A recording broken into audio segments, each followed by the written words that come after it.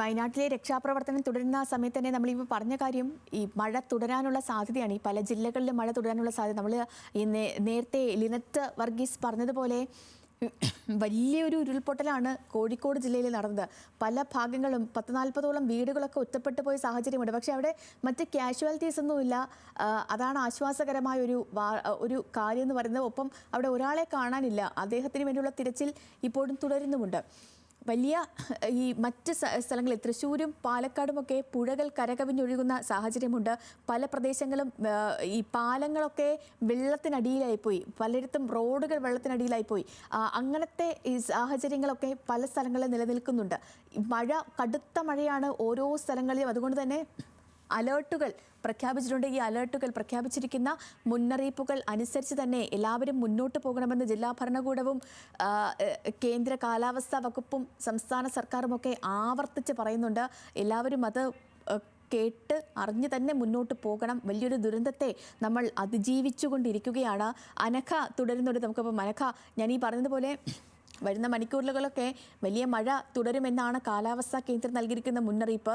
മാത്രമല്ല മഴമേഘങ്ങൾ കടലിൽ നിന്ന് കരകയറി വരുന്ന സ്ഥിതിയാണെന്ന് കേന്ദ്ര കാലാവസ്ഥാ വകുപ്പ് പറയുന്നു. ഈ നിലവിലെ സാഹചര്യത്തിൽ വയനാടിനെ സംബന്ധിച്ച് ഇത് എത്രത്തോളം നിർണായകമാണ്? തീർച്ചയായിട്ടും അതൊരു നമുക്ക് ഇരട്ടി പ്രഹരം എന്ന് തന്നെ നമുക്കിപ്പോൾ പറയേണ്ടി വരും. കാരണം നിലവിൽ ഇപ്പോഴത്തെ സാഹചര്യത്തിന്റെ അതിഭയാനകമാണ്. ഈ ഒരു സാഹചര്യത്തിലാണ് ഇപ്പോൾ നിലവിൽ മഴ ഇനിയും കനക്കുമെന്ന ഒരു മുന്നറിയിപ്പ് നമുക്ക് ലഭിക്കുന്നത്. ഏതായാലും ജില്ലയിൽ നിരവധി ദുരിതാശ്വാസ ക്യാമ്പുകളാണ് നിലവിൽ ഇപ്പോൾ തുറന്നിട്ടുള്ളത്. 50-ലേറെ ദുരിതാശ്വാസ ക്യാമ്പുകൾ ജില്ലയുടെ പല ഭാഗങ്ങളിലായി തുറന്നിട്ടുണ്ട് എന്ന് നമ്മളിപ്പോൾ മനസ്സിലാക്കുകയാണ്. ഈ വിവിധ ക്യാമ്പുകളിലായി തന്നെ 7000-ലധികം ആളുകളെ ഇത്തരത്തിൽ ക്യാമ്പുകളിലേക്ക് മാറ്റി പാർപ്പിച്ചിട്ടുണ്ട്. ഈ നേരത്തെ തന്നെ ജില്ലാ കളക്ടറുടെ ഒരു ഉത്തരവ് വന്നിരുന്നു.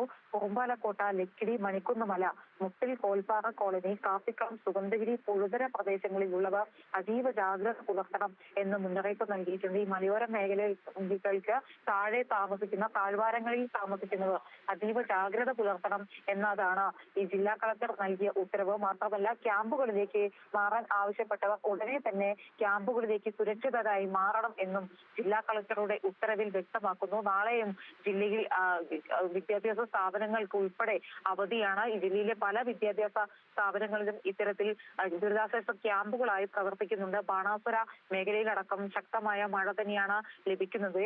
ഈ കാപ്പിക്കളം മേഖലയടക്കം ഇത്തരത്തിൽ ബാണാസുര മേഖലയോട് തൊട്ട് ചേർന്ന് കിടക്കുന്ന പ്രദേശമാണ്. അത്തരത്തിൽ അവിടെ ഡാമിന്റെ വൃഷ്ടി പ്രദേശങ്ങളിൽ മഴ കൂടുതൽ കനക്കുകയാണെങ്കിൽ ഡാമിന്റെ ഷട്ടറുകളടക്കം തുറക്കേണ്ട ഒരു സാഹചര്യം ഉണ്ടാവും. പനമരം അടക്കം നിലവിൽ വെള്ളം കയറിയ ഒരു സ്ഥിതിവിശേഷമുണ്ട്. പനമരത്ത് ഈ വെള്ളക്കെട്ട് ഇനിയും രൂപപ്പെടാനാണ് അത് സാധിക്കുക. ഏതായാലും നിലവിൽ ഇപ്പോൾ നിരവധി ദുരിതാശ്വാസ ക്യാമ്പുകൾ ജില്ലയിൽ തുറന്നിട്ടുണ്ട്. മലയോര മേഖലകളാകെ തന്നെ മണ്ണിടിച്ചിൽ, ഉരുൾപൊട്ടൽ ഭീതിയിലാണെങ്കിൽ ഈ താഴ്ന്ന പ്രദേശങ്ങളാകെ തന്നെ വെള്ളം കയറുന്ന ഒരു സാഹചര്യത്തിലാണ് നിലവിൽ ഉള്ളത്. ഏതായാലും താമരശ്ശേരി ചുരത്തിലും അതുപോലെ തന്നെ നെടുമ്പൂർ ചുരത്തിലും അടക്കം നേരത്തെ വിള്ളലുകൾ അടക്കം വന്നിട്ടുണ്ട് എന്നുള്ള വാർത്തകൾ നമുക്ക് ലഭിച്ചിരുന്നു. ഏതായാലും നിലവിൽ കുറ്റ്യാടി ചുരത്തിലും അതുപോലെ തന്നെ പാൽ ചുരത്തിലും നിലവിൽ മറ്റ് പ്രശ്നങ്ങളില്ല എന്ന് നമ്മൾ മനസ്സിലാക്കുന്നു. പക്ഷേ അത്തരത്തിൽ വയനാട് ഈ 4 ഭാഗങ്ങളിലുമുള്ള ചുരങ്ങൾക്ക് മറ്റേതെങ്കിലും രീതിയിൽ ഇടികലുകളോ മറ്റോ സംഭവിക്കുകയാണെങ്കിൽ ജില്ല പൂർണ്ണമായും ഒറ്റപ്പെട്ടു പോകുന്ന ഒരു സാഹചര്യം കൂടി നമുക്ക് ഉണ്ടാവും. അങ്ങനെ ഉണ്ടാവാതിരിക്കട്ടെ എന്നാണ് നമുക്കിപ്പോൾ പറയുവാൻ സാധിക്കുന്നത്. കാരണം ഈ കൂടുതൽ സേനാംഗങ്ങൾ അടക്കം താമരശ്ശേരി ചുരം കടന്നാണ് കോഴിക്കോട് നിന്ന് വരുന്നത്. പാൽച്ചുരവും നെടുമ്പോൽ ചുരവും കടന്നാണ് കണ്ണൂരിൽ നിന്നടക്കം, കണ്ണൂർ വിമാനത്താവളത്തിൽ നിന്നടക്കം വയനാട്ടിലേക്ക് വരുന്നത്. അത്തരത്തിൽ ഈ ചുരങ്ങൾ ഇടിയുന്ന ഒരു സാഹചര്യം വരികയാണെങ്കിൽ രക്ഷാപ്രവർത്തനത്തെയും അത് ദുഷ്കരമായി തന്നെ ബാധിക്കും. നിലവിൽ മറ്റു ഭാഗങ്ങളിലേക്ക് നമുക്ക് ഈ വയനാട്ടിൽ നിന്ന് നമുക്ക് പോകുവാൻ സാധിക്കുക ചാമരാജനഗർ ജില്ലയിലേക്കും കുടക് ജില്ലയിലേക്കും മൈസൂർ ജില്ലയിലേക്കുമാണ്.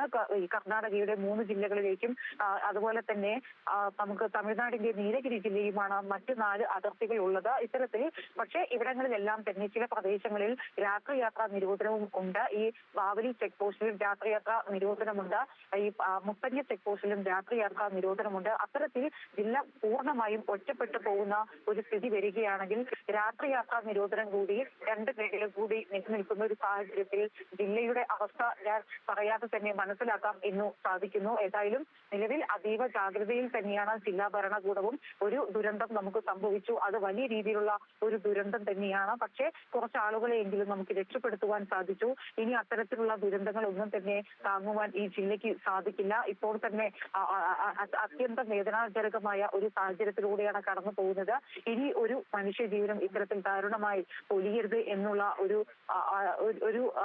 ഒരു പ്രതീക്ഷ തന്നെയാണ് ജില്ലാ ഭരണകൂടം വ്യക്തമാക്കുന്നത്. അതിനുള്ള ഒരു ജാഗ്രത തന്നെയാണ് ജില്ലാ ഭരണകൂടവും സ്വീകരിക്കുന്നത് എന്ന് നമ്മൾ ഇപ്പോൾ മനസ്സിലാക്കുന്നു. ഏതായാലും ജില്ലയിൽ ഉടനീളം തന്നെ അതീവ ജാഗ്രതയിലാണ്. വടക്കൻ കേരളത്തിൽ അതിശക്തമായി തന്നെ മഴ പെയ്യുന്നു. പലയിടങ്ങളിലും മലവെള്ളപ്പാച്ചിലും ഉരുൾപൊട്ടലും അടക്കം ഉണ്ടാകുന്നു. ഇത്തരത്തിൽ വലിയ രീതിയിലുള്ള ഒരു ഉരുൾപൊട്ടലും മലവെള്ളപ്പാച്ചിലും നമുക്ക് ഒട്ടേറെ ജീവനുകൾ നമുക്ക് നഷ്ടമായി കഴിഞ്ഞിരിക്കുന്നു. നിരവധി ജീവനുകൾ ഇപ്പോഴും മണ്ണിനടിയിൽ പുതഞ്ഞു കിടക്കുന്നു. നിരവധി ജീവനുകൾ മലവെള്ളപ്പാച്ചിലിൽ ഒലിച്ചുപോയി. നിരവധി പേർ ഇപ്പോഴും കാണാമറയത്താണ്. അതിൽ എത്ര പേരെ നമുക്ക് ഇനിയും കണ്ടെടുക്കാൻ സാധിക്കും എന്നതും ആശങ്കാജനകമായിട്ടുള്ള കാര്യം തന്നെയാണ്. കാരണം മണ്ണിനുള്ളിൽ അടക്കം ആണ്ടുപോയിട്ടുള്ള ആളുകളെ നമുക്ക് എത്രത്തോളം 2-3 ദിവസങ്ങൾ അടക്കം കഴിഞ്ഞാൽ എങ്ങനെ കണ്ടെടുക്കാൻ സാധിക്കും എന്നുള്ള ചോദ്യവും നിലവിൽ ഇപ്പോൾ ഉയരുന്നുണ്ട്. ഏതായാലും വയനാട്ടിൽ ഇത്തരത്തിൽ മുണ്ടക്കൈ ചൂരൽമലയിൽ ഇത്തരത്തിൽ ബെയിലി പാലത്തിന്റെ പണിയടക്കം പുരോഗമിക്കുന്നു. നിലവിൽ കൂടുതൽ സേനാംഗങ്ങൾ സ്ഥലത്തേക്ക് എത്തുന്നു. നാളെയോട് കൂടി തന്നെ ഈ പാലത്തിന്റെ പണി പൂർത്തിയായി തന്നെ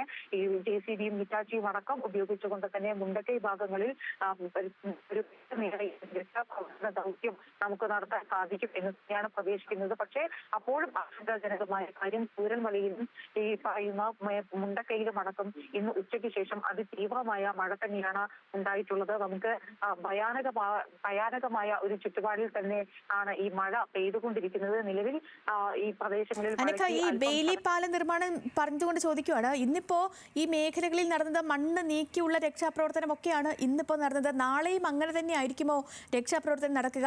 ഈ ബെയിലി പാലമൊക്കെ കെട്ടുന്നതോടുകൂടി നമുക്ക് ഈ കൂടുതൽ യന്ത്രങ്ങളൊക്കെ മുണ്ടക്കൈ ഭാഗത്തേക്ക് കൊണ്ടുപോകാൻ കഴിയുമോ? തീർച്ചയായും ശ്രീ ബെയിലി പാലത്തിന്റെ നിർമ്മാണം ഏതായാലും നാളെയോടുകൂടിയാണ് ഈ പാലം കടന്ന് ഹിറ്റാച്ചിയും JCBയും അടക്കം ഉപയോഗിച്ചുകൊണ്ട് അവിടങ്ങളിലേക്ക് പോകുവാൻ വേണ്ടി സാധിച്ചു. ഇന്ന് രക്ഷാപ്രവർത്തകർ പിക്കാസും മറ്റ് ടയറുകളും അടക്കം ഉപയോഗിച്ചുകൊണ്ടുള്ള നമുക്ക് വലിയ രീതിയിലുള്ള രക്ഷാപ്രവർത്തനം, അതായത് നമുക്ക് ഉപകരണങ്ങൾ വളരെ കുറവായിരുന്നു. അതായത് 1, 2, 3 ആളടി ഉയരത്തിലാണ് അവിടെ മണ്ണ് വീണത്. വളരെ ആഴത്തിലാണ് ഇത്തരത്തിൽ മണ്ണ് ഏൽപ്പിച്ച ആഘാതം. അതുകൊണ്ട് തന്നെ ഇത്തരത്തിൽ പിക്കാസുകളോ അല്ലെങ്കിൽ വാക്കത്തികളോ ഇത്തരത്തിൽ കയറുകളോ കൊണ്ടുമൊന്നും തന്നെ ഇത്തരത്തിൽ രക്ഷാപ്രവർത്തനം നടത്താൻ സാധിക്കില്ല. അതുകൊണ്ടാണ് നിലവിൽ നമുക്ക് മൃതദേഹങ്ങൾ കണ്ടെത്തിയിട്ടും അടക്കം പുറത്തേക്ക് കൊണ്ടുവരാൻ പോലും സാധിക്കാത്ത ഒരു സാഹചര്യം ഉണ്ടായത്. ഇത്തരത്തിൽ ആഴ്ന്നു കിടക്കുന്ന മൃതദേഹങ്ങൾ അടക്കം നമുക്ക് മണ്ണിനടിയിൽ നിന്ന് പുറത്തേക്ക് എത്തിക്കണമെങ്കിൽ JCBയും ഹിറ്റാച്ചിയും അടക്കം ഈ പ്രദേശത്തേക്ക് എത്തിക്കണം. അതിന് ശക്തമായ ഒരു പാലം തന്നെ വേണം. അത് ബെയിലി പാലത്തിലൂടെ നമുക്ക് സാധ്യമാവും എന്നാണ് നമ്മളിപ്പോൾ പ്രതീക്ഷിക്കുന്നത്. ഇന്ന് നമ്മൾ ഇന്ന് രക്ഷാപ്രവർത്തകർ അത്യാവശ്യം താൽക്കാലിക ഒരു പാലത്തിലൂടെയാണ്. അപ്പോൾ മഴ കുറവായിരുന്നു, വെള്ളത്തിന്റെ അളവും കുറവായിരുന്നു. പക്ഷേ പിന്നീട് മഴ പെയ്യുകയും ഈ വെള്ളത്തിന്റെ ഒഴുക്ക് വർദ്ധിക്കുകയും ചെയ്തപ്പോൾ ഈ താൽക്കാലിക പാലം തന്നെ തകരുന്ന ഒരു സാഹചര്യവും ഉണ്ടായിരുന്നു.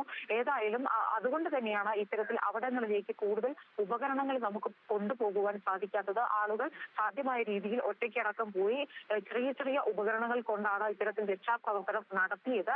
പക്ഷേ ബെയിലി പാലത്തിന്റെ പണി പൂർത്തിയാവുന്നതോടുകൂടി വളരെ മികച്ച രീതിയിലുള്ള ഒരു രക്ഷാപ്രവർത്തനം നടത്തുവാൻ നമുക്ക് നാളെ സാധിക്കും എന്നാണ് പ്രതീക്ഷിക്കുന്നത്. കാലാവസ്ഥ അതിന് വില്ലൻ ആവാതിരിക്കട്ടെ എന്ന് മാത്രമേ നമുക്കിപ്പോൾ പറയുവാനുള്ളൂ. ഏതായാലും മഴയ്ക്കിപ്പോൾ ഒരു നേരിയ ശമനം ഉണ്ട്. സേവലക്ഷ്മി. ശരി അനക്ക, അത് തന്നെയാണ്. കാലാവസ്ഥ നാളെ വില്ലനാകാതിരിക്കട്ടെ. കൂടുതൽ പേരെ, കാരണം 225 പേരോളം, 225 എന്നൊക്കെ പറയുമ്പോൾ എനിക്ക് തോന്നുന്നു ഒരു 230 പേരെയോളം കാണാനില്ല. ഇനി കണ്ടു കിട്ടേണ്ടതുണ്ട്. ഇവരെയൊക്കെ നാളെയും കൂടി കൊണ്ട് കണ്ടെത്തേണ്ടതുണ്ട്. അതിന് കാലാവസ്ഥ മാറുന്നെങ്കിൽ മാത്രമേ മതിയാവുകയുള്ളൂ. ഒരു ആശ്വാസം, ഇപ്പോൾ നിലവിലുള്ളത് യെല്ലോ അലേർട്ടാണ്. അപ്പോൾ അതുകൊണ്ട് ഒരു പക്ഷേ നല്ലൊരു കാലാവസ്ഥ കിട്ടാനുള്ളൊരു സാധ്യതയുമുണ്ട്.